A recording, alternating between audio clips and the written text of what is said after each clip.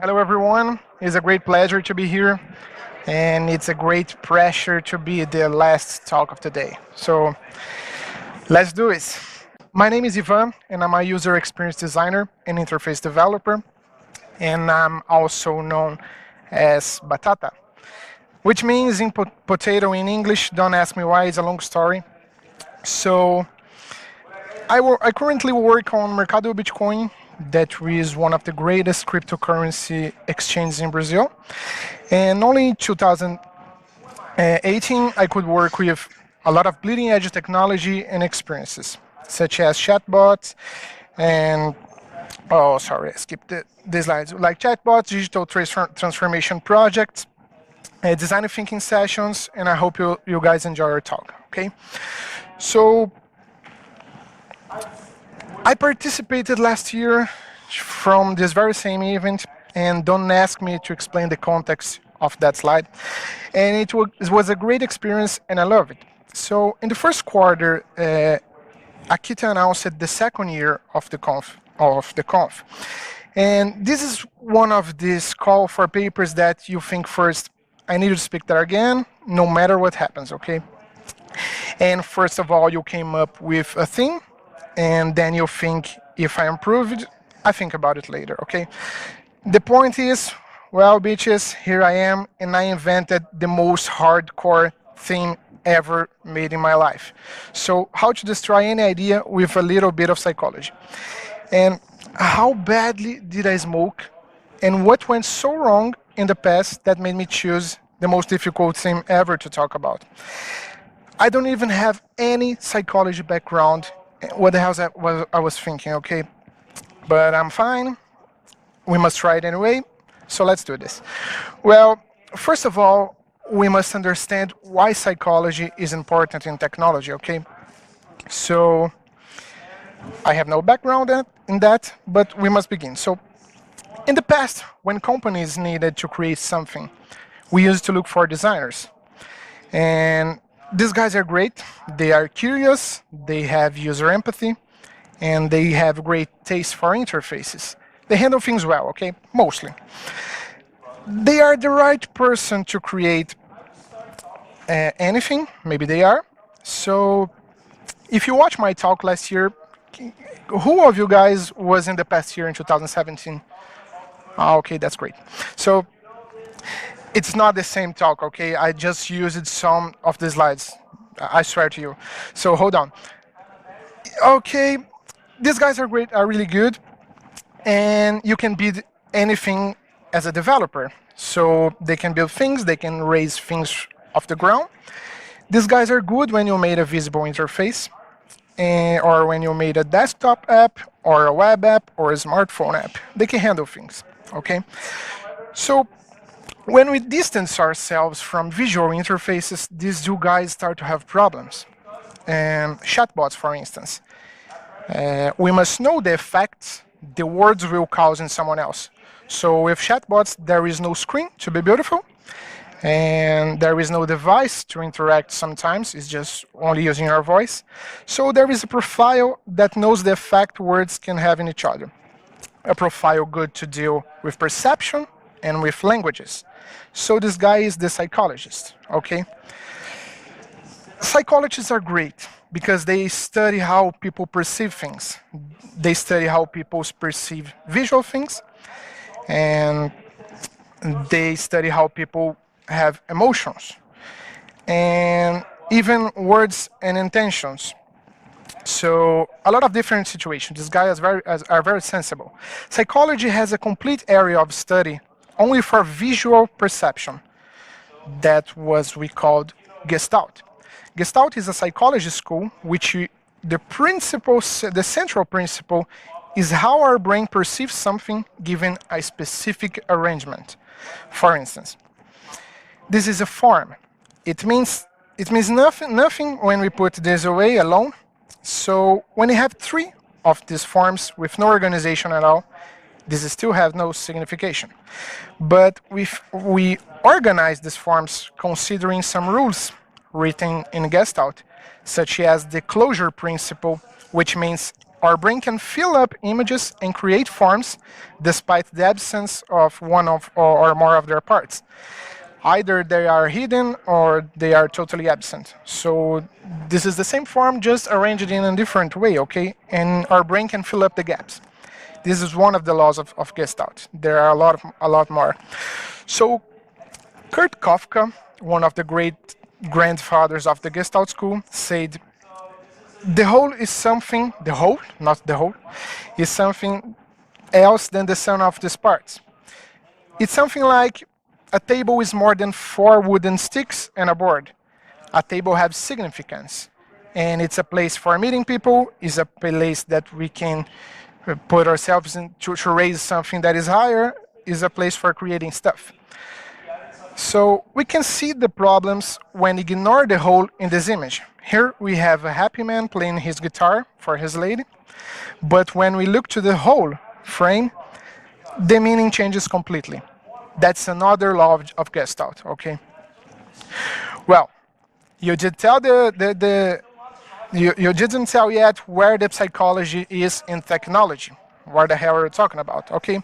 So buttons in digital interfaces, for instance, take benefit of the Gestalt law of similarity to show the user that similar elements have common behavior, okay? We can also apply the law of common fate, that is another law of Gestalt, on buttons to show in a subliminal way different intentions in the very same element. That's just one of the ways psychology can relate to technology, okay? So, to be more specific in that relation, okay? Apple is starting to hire guys to improve Siri. Actually, this is new from the past year. Google has already doing that for the Google Assistant team, and since 2014, they are adding psychologists as one of the minimum qualifications for their user experience team. Okay, we have also a Brazilian psychologist in Facebook core team, André Souza. Does that make sense to you? So that is just one of the ways psychology can relate to technology. Okay, this is something new, but this is something great. Okay, that is André Souza. He's a cognitive psychologist. He went through Google and now he is in Facebook.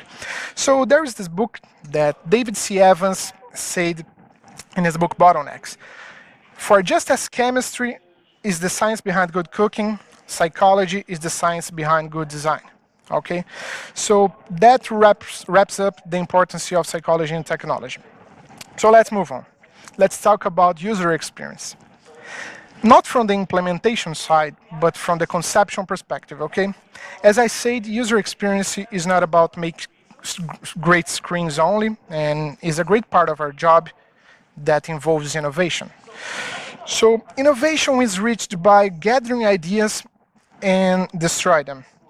So the resilient ideas is the most innovative ones, okay?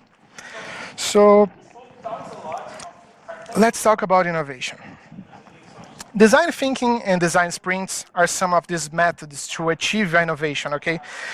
We put all those ideas on the wall, no matter how hard they are no matter how hard they are to make, okay? No matter how expensive they are, and no matter if we have in this current time the technology that is necessary to make it useful. We just put ideas on the wall, okay? This is one of the steps. Later, we gather and organize these ideas. This will help us to see the scope and what problems each one of these ideas solves. We group them. And in the last part, we pick some of these ideas to destroy, each one of them. Some of you were expecting the word build in this part of the process, but this is the moment we confront these ideas and we see the better ones that will thrive, okay? So the legend says that Heinz worked in more than 100 different prototypes. When they confronted all these ideas, the result was that they reinvented the ketchup. Okay. The possibility of thinking in an upside down flask considering user experience would never be possible by one person only, okay? The amount of people disbelieving the product before testing it, it would be huge, okay? So things like this, they came only in design process with a lot of people in the democratic processes, okay? It happens, but in a very rare way. But it's not common that one genius guy invents something like this. Most of the times we have design processes, okay? So I have another example here. There is a bus manufacturer, then I can say the name, that passed through an innovation process as well. From many researches, they discovered that great part of the users didn't care about the time travel as long as they could be productive, okay? So that was the scenario. The company has, in the weekdays, Monday to Friday, their buses was less than half of the buses were filled, okay? The average time travel to a specific city was 4 hours, and the ticket price was $40 or 40 reais, okay?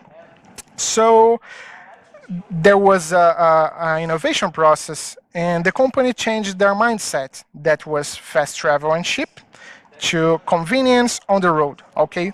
Users didn't care if the travel was longer, but they could be productive on the way. They could read, they could work.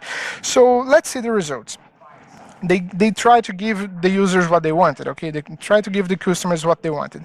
So the results were an average travel time was a little bit higher, but it led to fuel economy by the company. The costs were reduced. The ticket price was the same at the end of the process, and the bus has less seats, which was no problem since the buses were only used on the weekdays. And the point is, with a small effort and a small cost, the company could provide customers a much better service, okay? The NPS, which is the way we measure the customer satisfaction, had grown 1 point. 1 point is a huge step, okay? It's a big step. So that's just two of the ways. One of the mindset and another one with a physical product to increase and think about the user, okay? So let's go back to the ideas. We spoke about the importance of psychology. We spoke about the importance of the design processes and destroying ideas. But how do we do that? Let's finally talk about destroying ideas. So there is a risk in top-down definitions or democratic design processes that we fall in love for our own ideas, okay? Steve Blank, a famous entrepreneur and author of a lot of startup and lean startup and books about business, he said that no business plan survives the first contact with the customer, okay? Let's put a scenario here, all right? So how we prove our ideas? We must destroy them, okay? We are talking about psychology, right? We must understand how we perceive things on our brain. How do we do that? Let's suppose Batman must go from here to the other side of the street. So he would do that, of course. For most of us, the sidewalk is the clear and unique way to achieve the road, okay? But let's change things a bit and suppose that the leader of the North Korea wants to do the same. He must reach the street in the other side of the block, but for any reason, King take a different approach. He goes like this. So after some time, the path goes from this to this. So the point is, let's forget Mr. Yu for a moment. By Mr. Jong-il.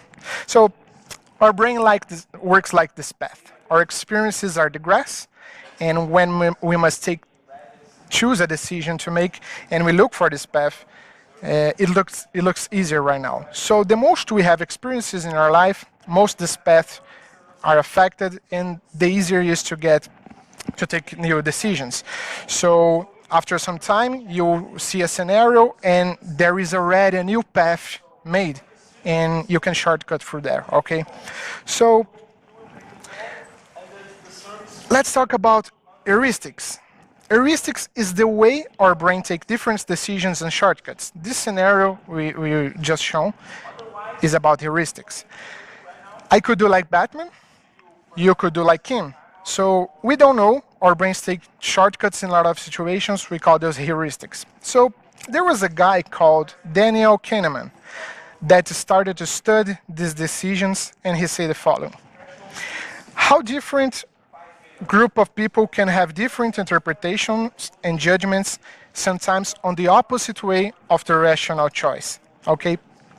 So Daniel was intrigued by these different interpretations, and his experiments gave us a lot of academic researches about the human behavior, and in the area of behavior, in the area of perception, and he even won a Nobel Prize in 2002. So these different interpretations and the way our brain tends to take different decisions based on our past or our experiences is called bias. So bias are the most amazing and irritating thing in psychology and user experience, must I say. So we must know about them, we must avoid them when possible, but the point is that's impossible, okay? There are so many biases that any idea at all will be in the last one kind of bias, okay? Let's try out something different. Let's say we have two different platforms. We have Windows and we have a Mac. So we are about to launch our beautiful brand new app.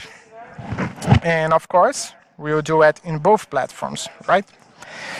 So the app is launched, and then I tell you the following. The Windows version has 2030 crashes. I give you this info, just this one, and most of you guys will immediately think, Windows sucks. That's natural, it's Windows. So that's a bias, okay? I didn't ask, because if I would ask, you guys would think better and your brain would take a different process. So the bias is the natural process of our way of thinking, okay? And bias have names. So this one is called confirmation bias, and it shows that we tend to confirm everything we see and consume in your own environment, okay? So Windows bugs is a meme, and everybody make jokes about Windows, and on the other hand, we see all the time how good Apple products are, and this can lead us to misjudgment, okay? But I'll insist. So now I'll tell you that the Mac version has somewhere 50 crashes. You guys tend to immediately think and immediately reinforce to think Windows really sucks, okay? So this is called pro-choice bias, which is a bias that made you reinforce your idea based on a new fact. The new fact may prove nothing at all, but your brain tends to reinforce the past idea, okay? But I'll give you another information, all right? I will tell you that the Windows have 1 million users in the app, using the app, and the Mac has less than 2,000, okay? Which leads us to some statistics. And now we conclude that the crash rate on the Mac is highly higher than the Windows. So we conclude that we was a victim of biases. And this one also have a name, and it's called base rate fallacy, which is when ignore global statistic in the first time, taking judgment only by specific information at time. In this case, we ignored the global user base in the first, okay? It was my fault, but that happens sometimes, okay? So it's a very simple problem, and we could be caught by 3 different biases. Can you see how complex it is, okay? So when we are dealing with ideas, these are the bias we just fell into. So when we are dealing with ideas, the chance of falling in love about them and ignore ultra important scenarios is really dangerous to a project success, okay? So we should not defend ideas with our lives, but we should destroy them, the bone out of it, and we must destroy and confront them with different biases. That's what makes good ideas, okay? And must lead us to innovation. So Through the years until now, researchers did an awesome job testing biases in the human behavior. We have hundreds of them, and they are available to us through papers and articles. The most we are aware of different biases, the most we tend to be agnostic and critic about something, all right? And it's not only about innovation process. It's in the politics, it's in our jobs, it's in our life, okay? The cool part is that's useful not only for testing something or conceiving new products. And for instance, we are in an election period, such as we are in Brazil, and knowing bias in projects can be useful to confront candidates' ideas and see if they make sense or if it's only a demagogical thing, okay? So what we see in these times can be represented by two biases in the election times. So in the election times, we have the backfire effect. There is the reaction to ignore evidence by strengthening one of previous beliefs. We believe so strong in a party or in a candidate that we don't care if they are corrupt or made something that we would disapprove in other scenarios, okay? That is a bias. In politics, we also see a lot of the bandwagon effect. There is the tendency to do or believe things because just because other people we like also approve that thing. These are also related with the herd behavior, and it's called group thinking as well. So this is another bias. We also see the common confirmation bias as well. That is when we take a conclusion by our own opinions and experience. And if anyone had a problem with Windows before, even not using a Mac, we tend to think Windows is worse. It's the same example, okay? Enough of Windows, enough of politicians, okay? But something is important. Biases is not a checklist, okay? First of all, because, as I said, biases are impossible to pass through all of them, to check all the biases. Some of them are the opposite of each one, of the other one, okay? So, for example, we have the emotional bias. That is when we ignore rational effects and only consider the emotional situation. And in the other hand, we have the attentional bias, or what we call empathy gap. That is when we ignore any emotional variable. So in this case, there is no way we can pass through scenarios because they are the completely opposite, okay? So don't worry about checking all the biases because it's impossible. So, but when you must test an idea, the cool practice is to pick some of these biases that matches our criteria, okay? And see if it passes.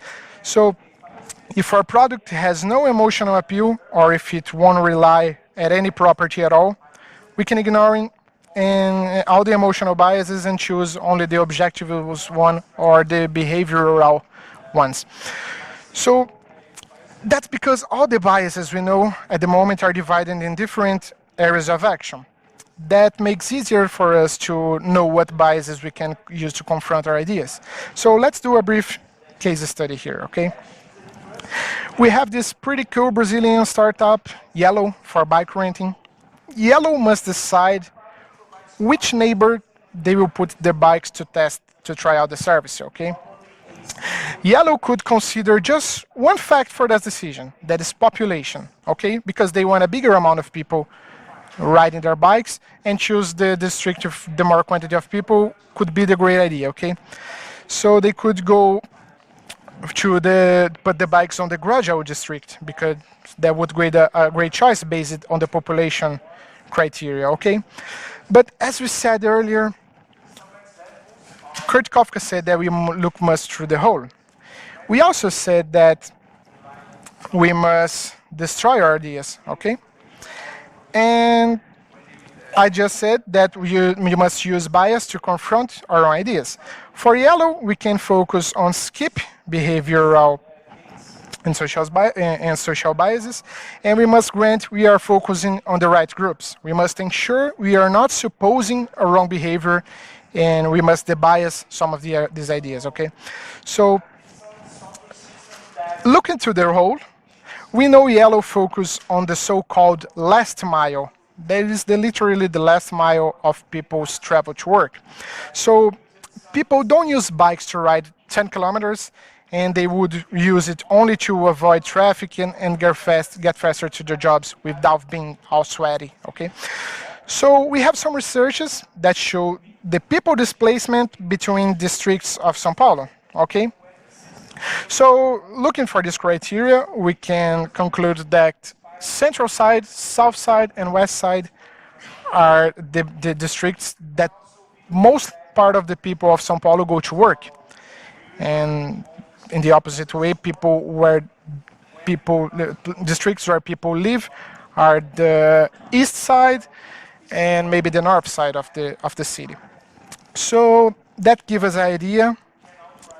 So where we can put the first wave of bikes, okay? But we can do better, all right? So yellow must consider safety in this case, because the bikes will be on the sidewalks, free, anyone can rob them, okay? So people's safety must be considered as well. So one of the previous areas of the city that we can choose was south side. We look for some researches and the São Paulo police, and south side proved the most safety one between these three districts, okay? So we still can do better. Our array of districts is shorter now. So and now we have a most accurate result, and we are dealing with bikes, okay? We must consider the bicycle path array in the area. So let's consider it too, okay? Let's bring the official bicycle path map of São Paulo. And this can give us a great idea of where yellow could put their bikes. Within the previous areas, we can focus on the districts with most bike path coverage, okay? So that gives us an even more accurate area to attack. So that's how we destroy an idea. Just one of them, okay? So yellow had to chalk a lot of ideas, so they have to think about how would be the channel of the app distribution. If it would be an app, Android or iPhone, if it will be just on a website. Each one of these ideas must be shocked to have the most accurate result, okay? So I don't know if there was the actual process of thinking made by yellow to put to distribute the bikes on the street, but it's just an example of a great way to test and to shock ideas. But we are not done with biases yet. So there is an interesting case that proves how hard it is to test ideas. Sometimes you need to choose one direction and you'll fall into a bias anyway again, okay? So recently, museums in New York started to use Instagram posts to organize their exhibitions. So if an exhibition was getting lots and lots of shares on Instagram, the museum would give priority to that section in the building, and they would improve the placement of the works of art, okay? But the problem is, the more people use smartphones and social media in a museum, the more disconnected they are from the museum experience. So that is a paradigm. So the initial idea was great. Use social media to improve the audience, but this idea has a bias, and that wouldn't take the emotional characteristics of the audience. On the other hand, museums that forbid photographs and smartphones had a very much lower interest rate. It's a barrier in social media terms. So that's the point. Sometimes you have to choose a direction, and you have to choose what bias makes sense to you, okay? That's part of the process. It's good that you know which bias to confront, and you can be ahead of the problems, okay? So let's move on. I will show now some cool bias that's worth mentioning. So we have the decoy effect, that is the tendency of change prices or features in favor of a specific option, okay? We see this a lot in upsell and cross-sell websites and fast food stores. It has been proved we tend to evaluate experience things when you put in perspective with smaller ones, okay? So when that we can have, knowing that we can have a bigger Coke with just some cents more is a great use to use our bias for commerce. Okay. We also have the negativity bias, that is the greater recall of negative experiences compared to the positive ones. It was proved that humans have great recall of negative experiences compared to the positive ones. So in user experience, it's common to offer trade-offs promising reward for the user. A lot of professionals underestimate it. So dark patterns such as signing to download this ebook or try to mislead behaviors that user will understand in another time, okay? That is a bad idea. Users will remember this experience more than the reward you are supposed to give them later, okay? And there's also a very cool bias. We can train ourselves about them. We can know a lot of biases. People with more experience in their internet, for example, can detect fake news better than newbies. So that's what happens with our grandparents and even parents, okay? But knowing about bias can also be a bias. We call it blind spot bias. So what the hell is wrong with these biases, okay? We can have a bias for knowing a lot about biases. So let's move on. Biases are great to check and prove our ideas. We just said that. Each one of the bias discovery has a great research behind them, and we can learn a lot with them. I personally consider that understand bias is a must for experienced professionals. So let's move on. Let's talk about fallacies right now. We just saw that biases are good for testing our ideas, but how about when we must judge on other people's ideas? What cautions must we take? So let's talk now about fallacies. The same way we must test our ideas out, we must question and criticize other people's ideas, okay? We have a hand from psychology about that.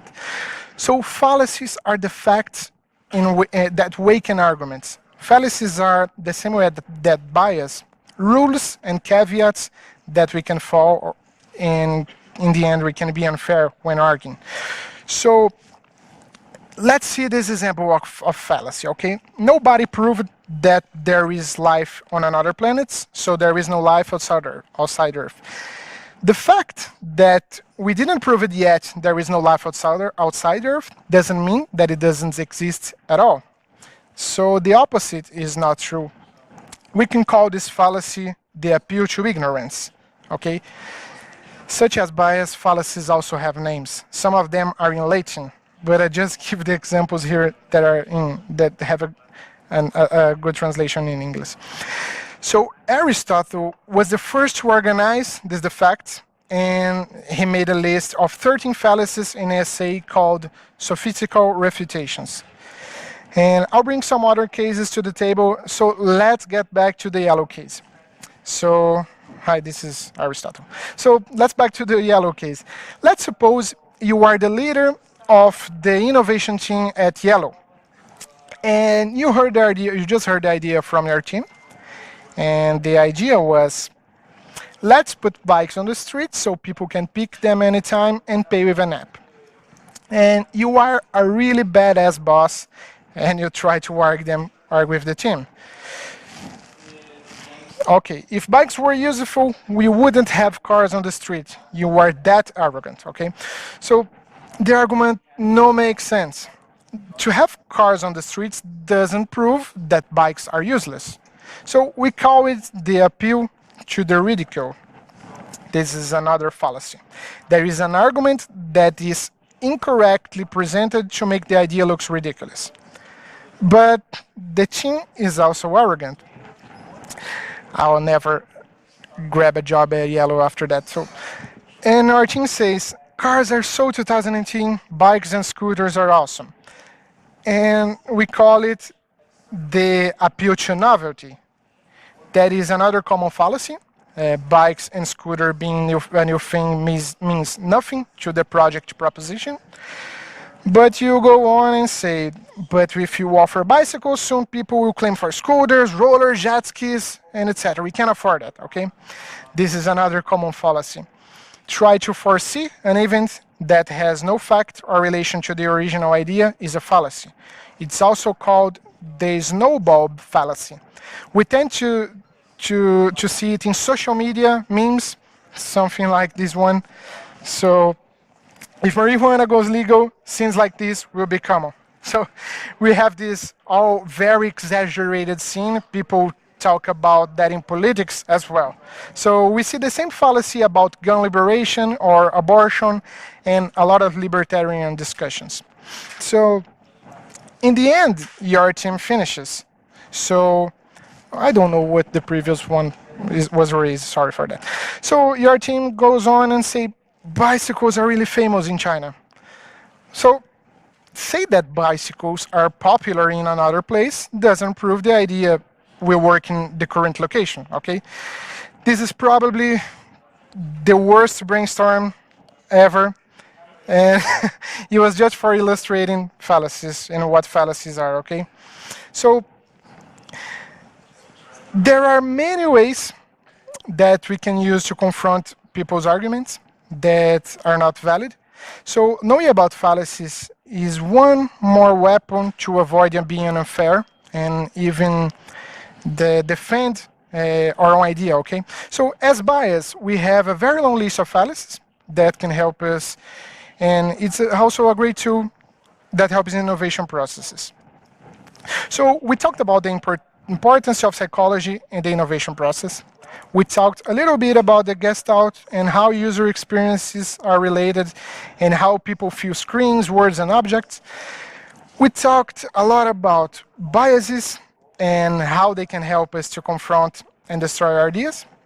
And if they resist, they can be really good. And to wrap it up, we show how to be assertive on the arguments against other people's ideas with fallacies. So we see a big movement of people talking about being experts and ninjas in their areas. I'm leaving the psychology side here and going about some ways philosophical. So psychology seems to have a very complex thing to learn about, and we must remember to develop projects. And it's not something new, but knowing about other disciplines and ideas and areas, and mainly for people that work in technology, it's a commodity, okay, and affects everyone. It's not differential. All of us must learn something new or something disciplines. We live in times that information is so easy that know about other disciplines makes us not only better professionals, but better humans, okay? So be an expert in only one area is a bias. And most of all, we say that we don't have time to learn other disciplines or other ways of thinking is a fallacy. Leonardo da Vinci was one of the greatest generalists ever. He was an architect, a painter, an engineer, a war and weapon expert, a sculptor, a writer, and a linguist. So, of course, I'm not saying we must compare ourselves with Leonardo da Vinci, but he also was a recordist of unfinished works. He also was a procrastinator and an imperfect person, just like we are, okay? So I hope this talk could show you guys anything new and even show something you guys can relate later. And thank you so much for your attention. If you guys have any questions, feel free to ask me on the social networks, okay? Thank you so much.